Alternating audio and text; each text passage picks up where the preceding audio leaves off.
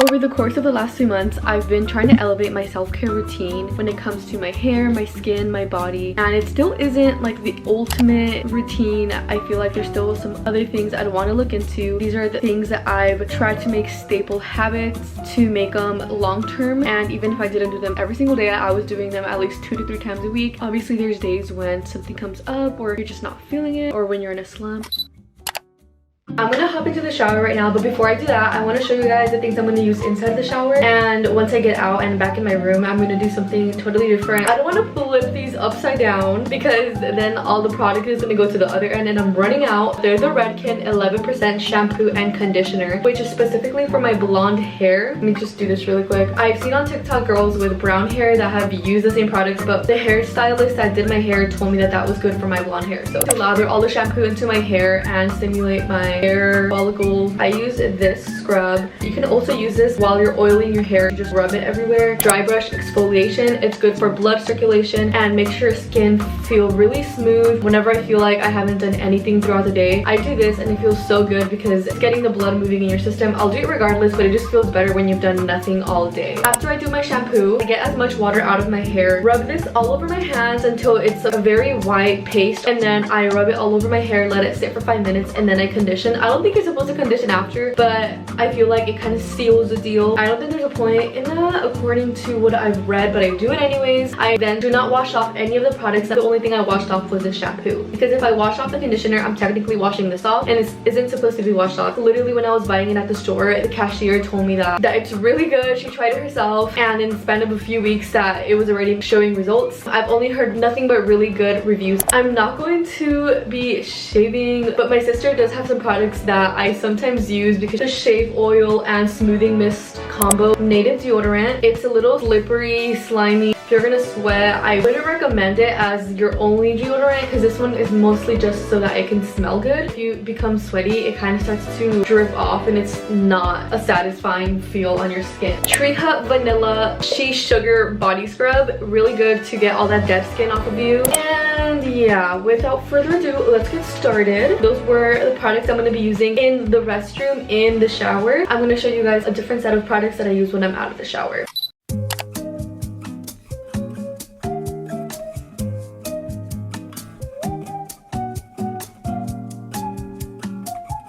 I got this stain on my shirt when I was putting on my face mask, so I tried wetting a towel and taking it off. Sort of came off, but on camera it looks like it didn't come off at all. So I tried flipping around the shirt, but it looks even more weird. Let's just pretend this isn't there. Okay, so now for the next part of my hair care routine. Using my wet brush. It's kind of dirty. There's a specific way to wash it according to some videos I've seen on TikTok, which is why I haven't done it yet. I thought it was just like wetting the brush, but like it's a little more complex, a little more work than I thought. Once that is done, I'm gonna wait for it to dry out a little bit, and I'm gonna use this multi-benefit treatment all in one. After that, this just seals my ends so that there's no breakage, and then I'm gonna put it in a braid, and then in the nighttime when I'm about to go to sleep, I just recently bought a Satan bonnet. I don't know if that's how you say it, but I've been sleeping with this for like the past 2 nights. I feel funny, but when I wake up I feel clean, more put together. The fact that I chose to take care of it throughout the night makes me feel a little bit better in the morning about my self-care. Anyways, I'm gonna do that while watching The Vampire Diaries. I just recently got my aunt to give me her password to her HBO Max. Originally got it for the Idol HBO, but now that I finished that, now I'm rewatching all the shows that are on Netflix. Gossip Girl on there, there's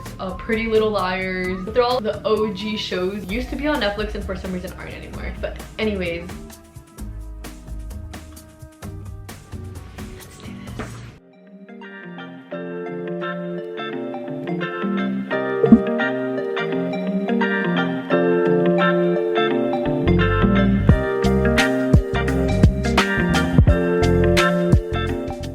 So while I wait for my hair to dry up a bit so that I can apply the next products, I've been trying to finish this book because I feel like I've been in a book slump, and this is the one that I'm trying to focus on at the moment. I'm trying to learn my attachment style because they say that it dictates the rest of your life and it can impact it drastically. And I'm also drinking some tea here that I think it's an aloe vera tea. The teas can get away with their flavor because they're not too harsh. Right now it's room temperature. It's better if you drink it with hot temperature, but I kind of forgot about the drink. I kind of just let it sit there. Forgot to mention that the tea that I am drinking, or really any tea that you drink, is going to be good for your gut health and getting rid of any bloating or your skin. It's gonna make you feel really replenished. I was not a tea girl myself, but when I started drinking it, it made me feel less heavy. It was giving me energy in a way. It was helping my food digest. I forgot to record myself saying that on my camera and it died. When I make myself my detox juice, I don't like to mix in too many ingredients because I'm scared that one or the other is gonna cancel each other out. So I try to take the supplements I want to take separately in its own juice. So instead of using aloe vera juice inside of my detox juice that I make, I just drink it in a tea, the aloe vera. When I want to have mushroom or maca powder in my system, I make a smoothie out of that and give it a chocolate flavor.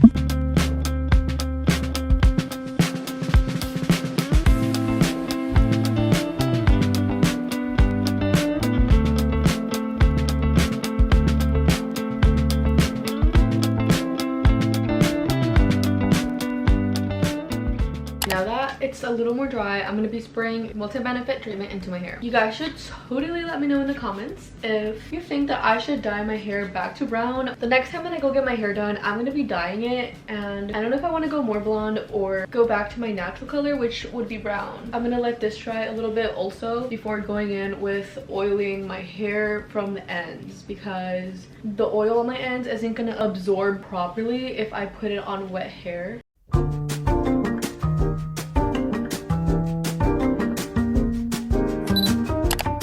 I want to go make myself the smoothie I was talking about that I make with the different powders. I want to make it now, refrigerate it, and then drink it before I go to sleep, because when I'm going to sleep, I'm always wanting to eat something, but that's not good for you, so it'll calm my hunger down.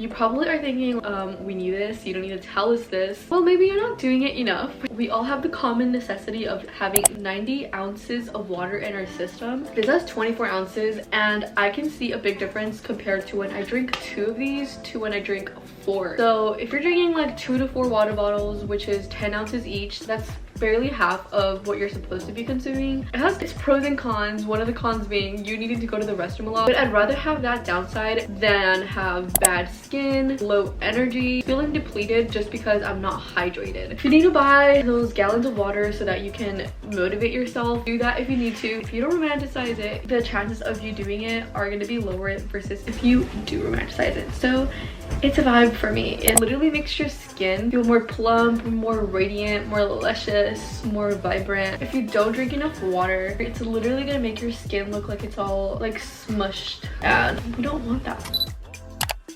I was once there. I do not need to journal. It's unnecessary. There's no point to it. Just writing down your feelings and you're getting no feedback. But it actually is a way to release your emotions. There's obviously different ways to do that. There's like literally just crying it out, getting a hug, talking to another person. But if none of those sound appealing to you, definitely try journaling. Getting everything down on paper makes it feel like you're talking to someone, and then you can soothe yourself and talk to yourself on a piece of paper. And it's also sort of a track record that you can look back into, and it makes you feel so good about yourself when you do look back. Oh, like, I'm so moved on from it, I'm past it. This is another way that I feel like I romanticize my life that helps me live it to the fullest. This is not something that I used to do, but ever since I did start doing it, I feel so much more put together, like I'm taking care of myself. This is my weekly planner. I have 3 different journals for my scheduled work that I want to do. This one is mostly for productivity. I have another one that's just for the soul. I just write whatever I want in there.